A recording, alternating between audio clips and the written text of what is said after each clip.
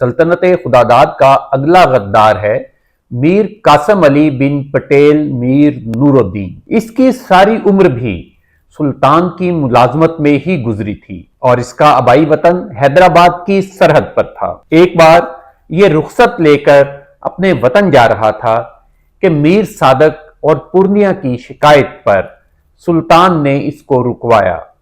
शिकायत ये थी कि ये बहुत सा माल चोरी छुपे छुपा कर ले जा रहा है, जिस पर उसको रुकवाया गया। सरकारी तौर पर रुकवा कर उसकी तलाशी ली गई। माल तो बरामद ना हुआ और उसको वापस जाने की भी सुल्तान ने इजाजत दे दी, लेकिन ये बात उसने दिल में बिठा ली और उसके चंद साल बाद 1 अप्रैल 1798 को उसने सुल्तान से इजाजत चाही कि अब वो बूढ़ा हो गया है तो वो मुलाजमत से सुबकदोश होना चाहता है और बाकी की जिंदगी अपने आबाई वतन में गुजारना चाहता है। सुल्तान ने ना सिर्फ उसको जाने की इजाजत दी बल्कि उसकी तारीफ व तौसीफ भरे दरबार में की और उसको नमक हलाल मुलाजम करार दिया और जाते हुए उस पर इनामो इकराम की बारिश भी की गई। लेकिन सुल्तान के इनामो इकराम का जवाब उस हलाल मीरजादे ने कुछ यूं दिया कि वो सीधा जाकर फरंगी कैंप में शामिल हो गया।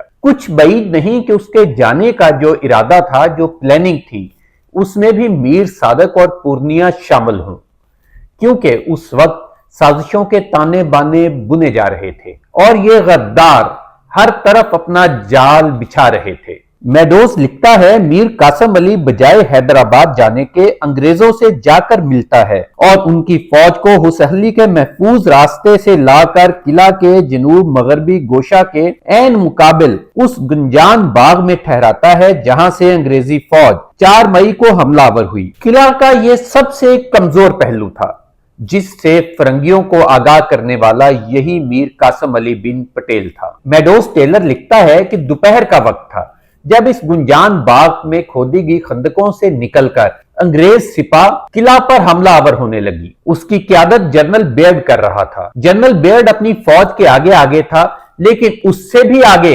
मीर कासम अली बिन पटेल था, जिसकी रहनुमाई में ये फौज किला की दीवारों पर चढ़ दौड़ी।